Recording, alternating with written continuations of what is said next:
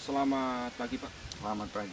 Mungkin bisa diperkenalkan diri terlebih dahulu Pak, dari komunitas mana Pak? Oh ya, saya Ahmad Yanuana Samanto. Kebetulan saya pembina komunitas Atlantis Indonesia, kemudian juga teman-teman dari Yayasan Indonesia Harus Kuat. Nah, komunitas ini anggotanya sekitar 28.000 di Facebook seluruh Indonesia, dan para inohongnya aktif kurang lebih 100-an lah ya, yang sering bolak-balik ke Gunung Padang membantu tim risetnya Pak Andi.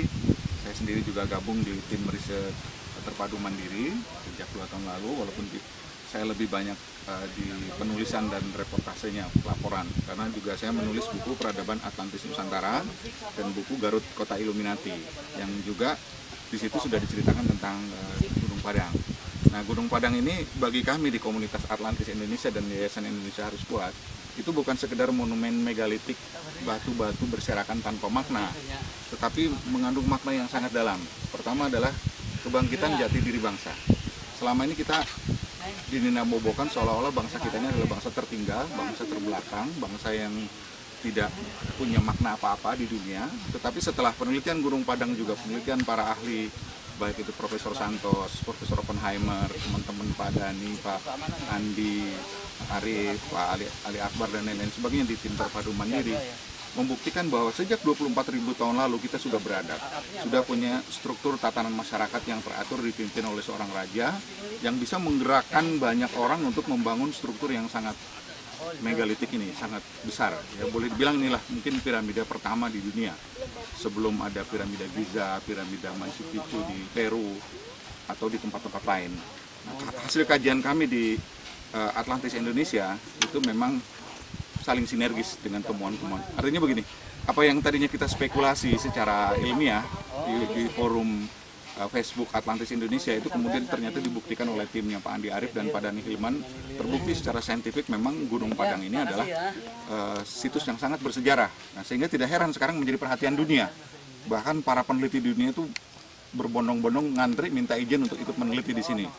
Tetapi untuk kepentingan nasional kita, maka Pak Andi Arif dan teman-teman di tim riset mandiri tim katastrofik Purba maupun tim riset mandiri Gunung Padang memprioritaskan diteliti oleh bangsa kita sendiri, ya, karena ini adalah salah satu ikon national pride yang akan membangkitkan kebangkitan Indonesia baru, seperti itu. Nah, inilah, oleh karena itu maka kami sangat berbahagia sekali kalau kemudian ternyata Bapak Presiden berkenan hadir di sini berziarah, kalau kami katakan ziarah budaya, ya, tapi tidak hanya ziarah budaya tapi juga ziarah rohani, karena kita berziarah kepada petilasan para leluhur yang membangun peradaban pertama di dunia di Indonesia, ya, bahwa Indonesia atau Sundalen atau Nusantara itu adalah induk peradaban dunia. Nah, inilah yang membuat kami bangga dan sangat berterima kasih kepada Pak SBY berkenan hadir hari ini beserta Ibu dan beserta jajaran, dan mudah-mudahan ini akan menjadi perhatian dunia dan juga kedepannya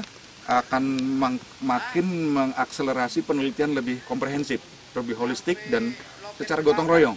Ya, secara gotong royong. Kalau kemarin masih ada kontroversi antara yang pro dan kontra, apakah ini piramid atau bukan, apakah ini umurnya baru setelah Masehi atau bahkan puluhan ribu tahun sebelum Masehi. Nah, mudah-mudahan dengan kedatangan Pak SBY ke sini dan juga kepemimpinan beliau, kita bisa saling bekerja sama, saling bergotong royong, saling bersinergi satu sama lain, ya, karena perbedaan sudut pandang, perbedaan metodologi, perbedaan cara menafsirkan artefak sejarah ini itu akan saling melengkapi. Jadi kita ibarat menyusun puzzle, ya, puzzle peradaban Sundalan Nusantara, induk peradaban dunia di Indonesia. Bisa diceritakan Pak, kaitannya mengapa komunitas ini dinamakan sebagai Atlantik gitu?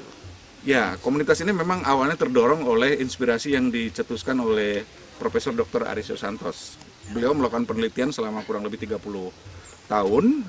Walaupun beliau belum sempat ke sini, tapi kajian beliau dari berbagai kitab suci di seluruh penjuru dunia, kemudian kajian artefak-artefak arkeologi di berbagai petunjuk penjuru dunia, itu menunjukkan bahwa leluhur bangsa Mesir itu berasal dari Nusantara. Mereka menyebutnya Pun.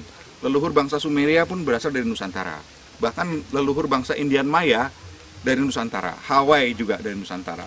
Bahkan Jepang pun, para peneliti Jepang sudah melakukan penelitian genetika dan lain sebagainya, ternyata leluhur bangsa Jepang berasal dari Nusantara.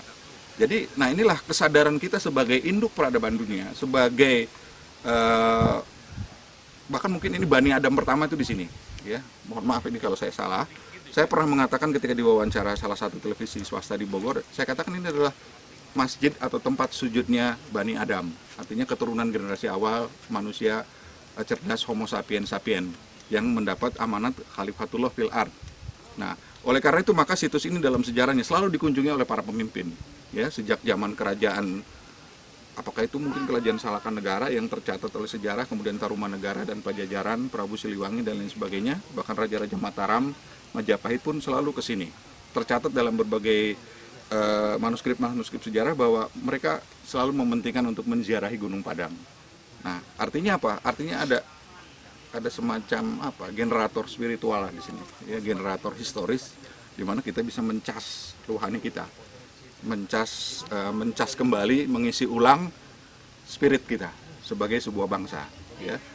Jangan sampai kita terus-menerus terjajah dan menjadi permainan rebutan bangsa-bangsa lain yang tidak mengerti kepada sejarahnya, karena kita adalah leluhur mereka sebetulnya. Gitu. Sedangkan komunitas ini sendiri bergeraknya di bidang arkeologi juga, Pak ya? Ya, kita multidisiplin. Ya, kita pendekatannya multidisiplin. Pendekatan arkeologi, pendekatan geologi, pendekatan kesejarahan, pendekatan bahkan ini kawan ada pendekatan mistis, indigo, ya.